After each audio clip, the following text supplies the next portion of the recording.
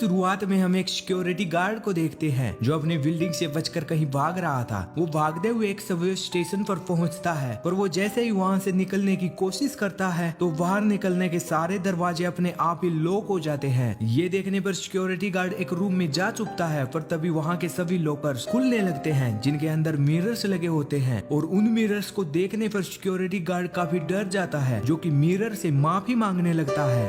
पर तभी अपने आप ही मिरर टूटने से उसका एक टुकड़ा नीचे गिर जाता है और मिरर में सिक्योरिटी गार्ड का रिफ्लेक्शन उस टुकड़े को उठाकर अपना गला काटने लगता है। और यहाँ पर हम देख पाते हैं रियल वर्ल्ड वाले सिक्योरिटी गार्ड का भी अपने आप ही गला काटने लगता है और वो मारा जाता है। इसके बाद सीन शिफ्ट होता है और बेन को दिखाया जाता है जो एक सस्पेंडेड पुलिस ऑफिसर होता है। वो अपनी वाइफ से दूर अपनी सिस्टर एंजेला के पास रहता है। अब उसे जॉब की जरूरत होती है तो वो एक स्टोर में सिक्योरिटी गार्ड की जॉब के लिए जाता है। ये मेफ्लावर लग्जरी डिपार्टमेंट स्टोर था, पर इसमें कई साल पहले आग लगने से काफी लोग मारे गए थे, जिसके बाद से ये पूरी बिल्डिंग एक खंडर बन चुकी है। और फिर बेन वाइफ के घर अपने बच्चों से मिलने जाता है, जहाँ कुछ देर बाद उसकी वाइफ एमी आती है तो वो बेन को वहाँ से जाने के लिए बोलती है। पर यहाँ बेन काफी गुस्सा हो जाता है क्योंकि बेन का बिहेवियर काफी अग्रेसिव था, इसलिए ही एमी उसके साथ नहीं रहती थी। बेन नाइट शिफ्ट में मेफ्लावर स्टोर बिल्डिंग में जाता है तो उसे वहाँ के मिरर पर लगा हाथ का निशान दिखाई देता है, जिसे वो मिटाने की काफी सारी कोशिश करता है।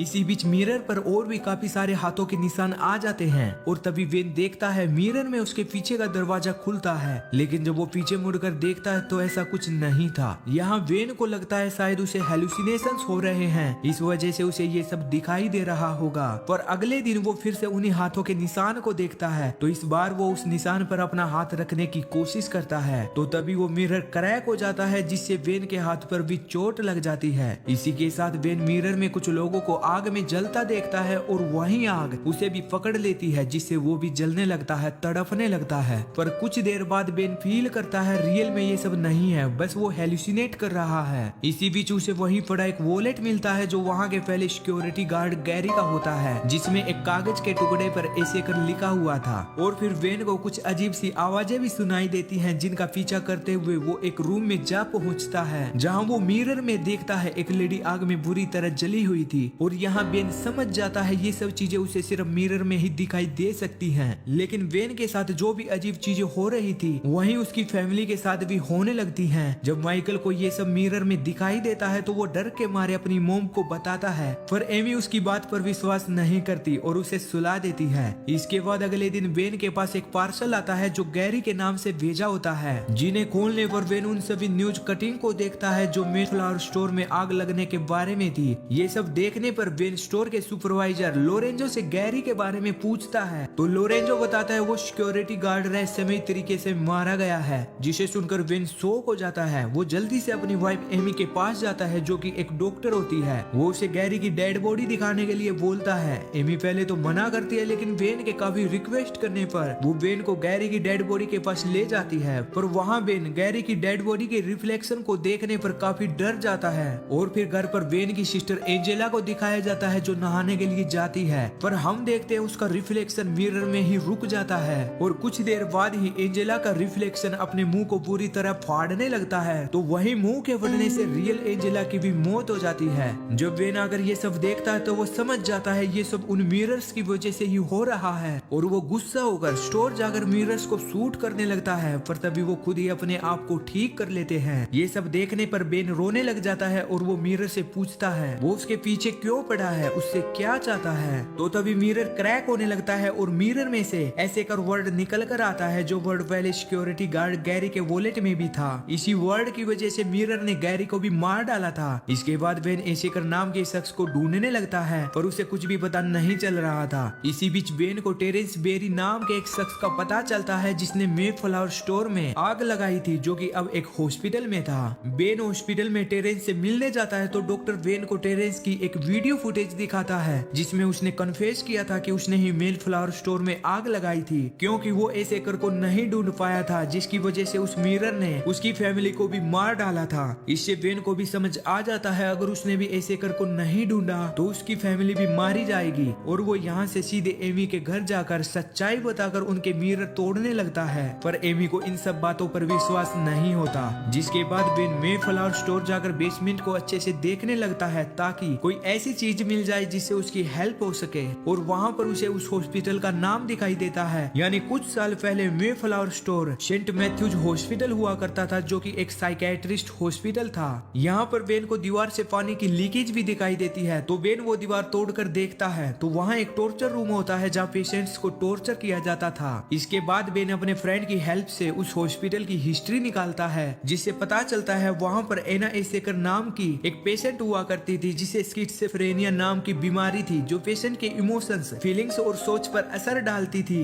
बेन का फ्रेंड बताता है एना के आने से कुछ महीने बाद सभी पेशेंट अचानक से एक दूसरे को मारने लगे, जिसमें एना एसेकर और उसके डॉक्टर के साथ सभी पेशेंट मारे गए। जिसके बाद वो हॉस्पिटल बंद कर दिया गया और मेफ्लावर स्टोर बनाया गया, लेकिन बाद में उसमें भी आग लगाकर उसे खंडर बना दिया गया। ये सब जानने के बाद बेन घर आता है और घर पर उसे ये पता चलता है कि जिस दिन हॉस्पिटल में सभी पेशेंट मारे गए थे उससे 2 दिन पहले ही एना हॉस्पिटल से डिस्चार्ज होकर जा चुकी थी। बेन को एना का एड्रेस भी मिलता है, तो वो उसके एड्रेस पर जाने की सोचता है, पर तभी दूसरी तरफ माइकल को दिखाया जाता है जो अपने ही रिफ्लेक्शन से बातें कर रहा था। लेकिन जब एमी आकर उसे ये सब करते देखती है तो उसे काफी अजीब लगता है, जो माइकल को अपने पास बुला लेती है। लेकिन तभी एमी शॉक हो जाती है, वो देखती है माइकल का रिफ्लेक्शन अभी भी वहीं बैठा था। इसके बाद एमी इस सब के बारे में बेन को बताती है, तो बेन जल्दी से आकर पूरे घर के मिरर्स को पेंट कर देता है और वो एना के एड्रेस पर निकल जाता है। पर वहाँ पहुँचने पर बेन को एना की फैमिली से पता चलता है एना के हॉस्पिटल से लौटने के बाद उनके घर के मिरर्स इविल एक्टिविटी करने लगे, जिसके बाद उन्होंने एना को सेंट ऑगस्टिन मोनेस्ट्री भेज दिया, जहाँ पर एक भी मिरर नहीं था। बेन उसी मोनेस्ट्री जाकर एना से मिलकर सारी बात बताता है और बोलता है उसे उसकी हेल्प की जरूरत है, वरना वो मिरर उसकी फैमिली को मार डालेगा। पर यहाँ एना उसकी हेल्प करने से मना करती है और बताती है जब उस पर हॉस्पिटल में एक्सपेरिमेंट हुए तो उसके अंदर का डीमन वहाँ के मिरर्स में कैद हो गया। अगर वो फिर से वहाँ गई तो वो फिर से उसके अंदर आ जाएगा। पर यहाँ बेन बोलता है वो अपनी फैमिली को ऐसे मरने नहीं देगा और वो एना को गन पॉइंट पर अपने साथ उसी हॉस्पिटल में ले आता है। और फिर दूसरी तरफ एमी के घर को दिखाया जाता है, जहाँ माइकल का रिफ्लेक्शन बाहर आकर सो रही एमी के रूम का दरवाजा खोल देता है। लेकिन तभी एमी को पता चलता है रियल माइकल वहाँ से गायब है और पूरे घर में पानी के भरने के साथ किसी ने मिरर से पेंट हटाया हुआ था। इसी बीच एमी बाथरूम जाती है तो वहाँ उसे बाथटब में माइकल का रिफ्लेक्शन दिखाई देता है, जो कि उसे अंदर खींचकर मारने की कोशिश करता है। पर एमी जैसे तैसे करके बाथटब का पानी निकाल देती है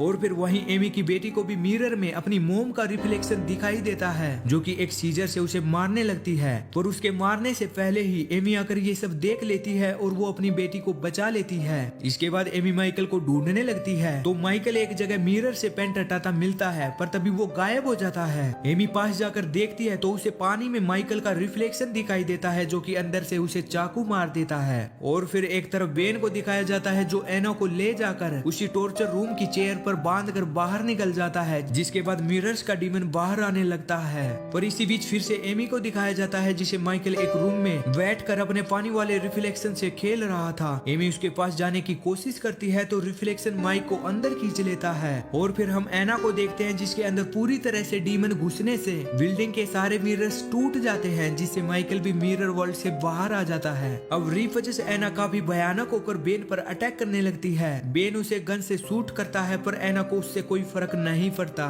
इसी बीच बेन एना को एक गैस पाइप लाइन पर मारता है, जिससे गैस लीक होने लगती है। और तभी बेन के गन चलाने से वहाँ ब्लास्ट होता है, जिससे पूरी बिल्डिंग टूटने लगती है और एना के साथ बेन भी वहीं दब जाता है। लेकिन अगली सुबह वो उठकर बिल्डिंग से बाहर निकलता है तो बाहर उसे पुलिस और एम्बुलेंस की गाड़ियां खड़ी मिलती हैं। पर यहाँ बेन नोटिस करता है लोरेंजो भी वहीं था, जिसके नेम टैग पर उसका नाम उल्टा लिखा हुआ था, यानी बेन अब मर चुका था और उसकी आत्मा मिरर वर्ल्ड में ही फंसी हुई थी। और इसी के साथ मूवी एंड हो जाती है। दोस्तों वीडियो पसंद आई तो प्लीज वीडियो को लाइक करके चैनल को भी सब्सक्राइब कर लेना।